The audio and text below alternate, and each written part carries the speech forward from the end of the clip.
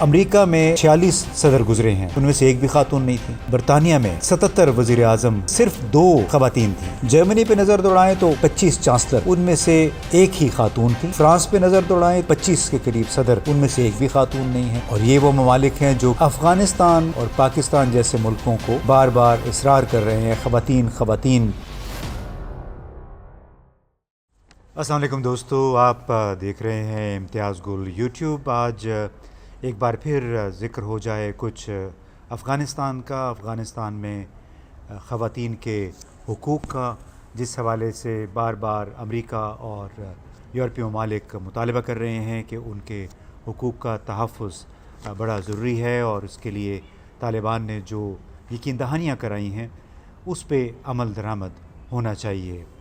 اب امریکی وزیر خارجہ اینتھنی بلنکن نے تازہ ترین بیان میں یہی کچھ کہا ہے کہ جب تک طالبان خواتین، اقلیتوں اور اسی طرح دوسرے جو اقلیتی گروہ ہیں ان کے تحفظ کے حوالے سے، لڑکیوں کی اسکولنگ کے حوالے سے اپنے وعدے پورے نہیں کریں گے تو اس وقت تک شاید ان کی حکومت کو تسلیم کیے جانے پہ غور بھی نہیں کیا جائے گا۔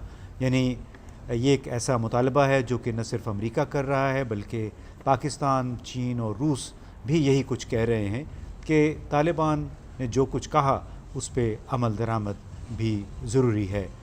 لیکن اس حوالے سے ایک بڑی دلچسپ بات ہمارے ذہن میں آئی، اس میں اگرچہ خواتین کو یورپ میں بہت حقوق حاصل ہیں، ان کے لیے بڑی بڑی تحریکیں چلیں اور اس کے نتیجے میں خواتین کو ایک بڑا مقام ملا، چاہے وہ جرمنی ہے، یو کے ہے، امریکہ ہے یا فرانس ہے، اور ان کے ساتھ ساتھ دوسرے اسکینڈینیوین ممالک ہیں۔ لیکن اگر تاریخ پہ نظر دوڑائی جائے تو سب سے پرانی جمہوریت کیا ہے؟ برطانیہ ہے۔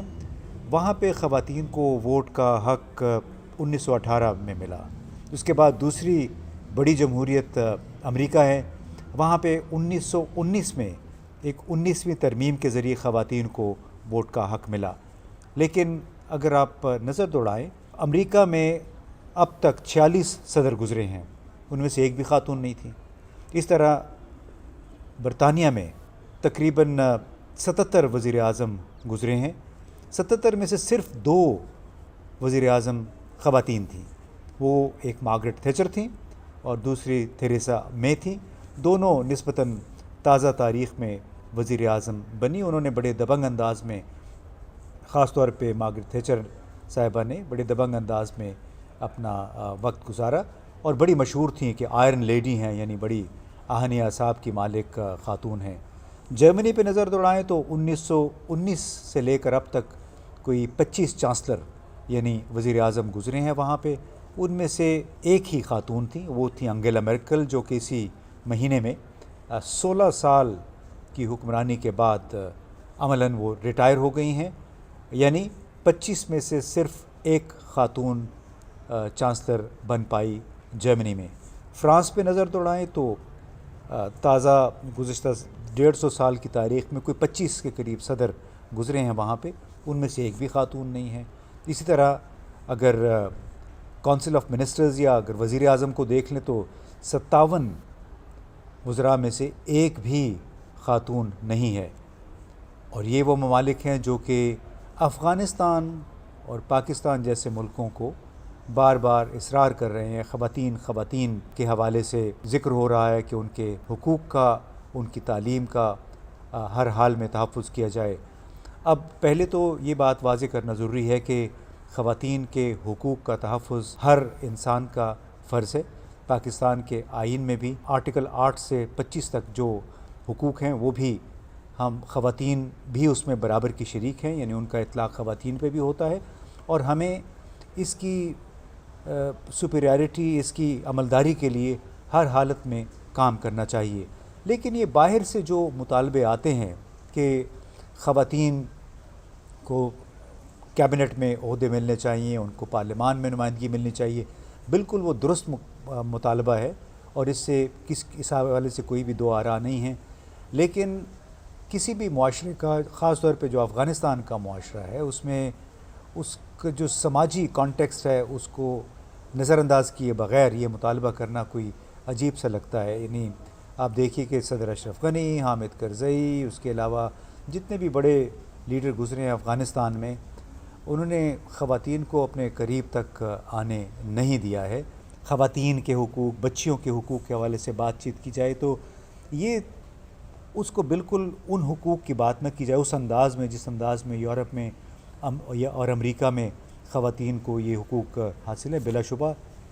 بلا شبہ وہاں پہ بہت ترقی ہوئی ہے، لیکن آپ کو معلوم ہے کہ خواتین کو استعمال بھی کس طرح کیا جاتا ہے، چاکلیٹ، دودھ، دہی اور کاروں کے پروڈکٹس میں بھی کس طرح خواتین کو ایک آبجیکٹ کے طور پہ پیش کیا جاتا ہے۔ تو ظاہر ہے ہمیں، میرا خیال ہے کسی بھی اسلامی معاشرے میں اس قسم کے حقوق کسی کو نہیں چاہیے۔ دوسری طرف یہ کہ ہمیں لیکچرز بڑے ملتے ہیں ٹرانسپیرنسی پہ اور اصول پسندی پہ، ٹرانسپیرنسی مطلب شفاف حکومت کاری پہ، کہ کس طرح فنڈز خرچ ہوتے ہیں، حکومت کس طرح کی جاتی ہے۔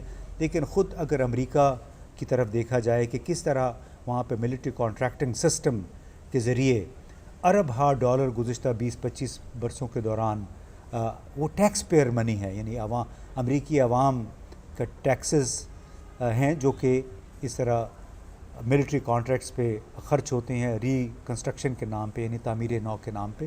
تو یہ جو ہمارے بہت سارے دوست ہیں امریکہ کی طرف دیکھتے ہیں، یورپ کی طرف دیکھتے ہیں،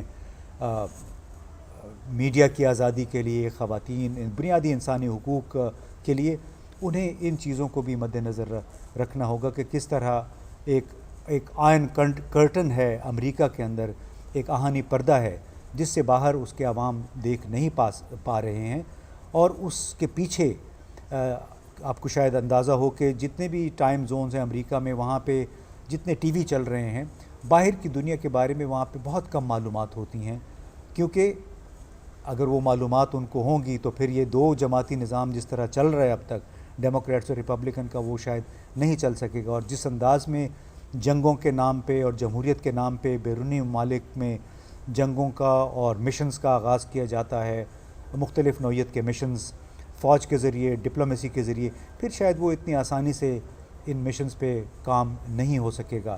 تو بڑا ضروری ہے کہ ہم ان تمام امور کو سامنے رکھیں جب ہم مذہبی آزادیوں، خواتین اور انسانی حقوق کے تحفظ کی بات کریں، گورننس اور ٹرانسپیرنسی کی بات کریں، تو یہ ہمیں تمام امور ہمارے سامنے ضرور ہونے چاہیے جب ہم پاکستان کی، افغانستان کی بات کرتے ہیں یا طالبان سے وابستہ توقعات کی بات کرتے ہیں۔